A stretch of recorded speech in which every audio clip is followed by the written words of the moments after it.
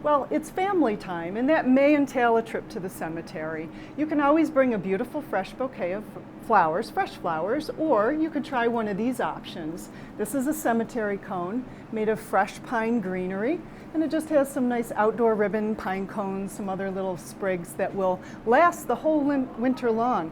This is made in a special cemetery cone, which is a heavy plastic vase, and it has a stake that attaches to the bottom so you can push it right down into the ground.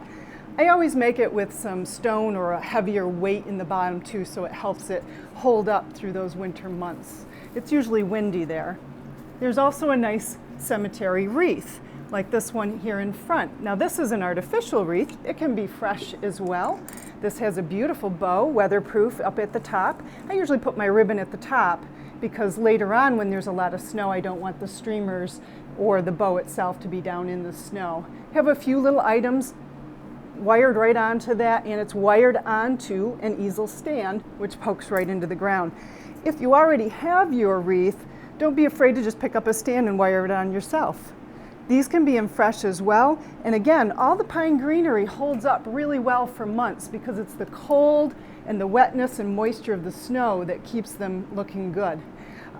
You can also, instead of the easel stand, wire it onto this adjustable headstone piece. It's made of aluminum so that it doesn't rust, because once it rusts it will stain your headstone. You have to be careful of that. I also wire the wreath onto this as well because there's a lot of wind, again, up at the cemetery.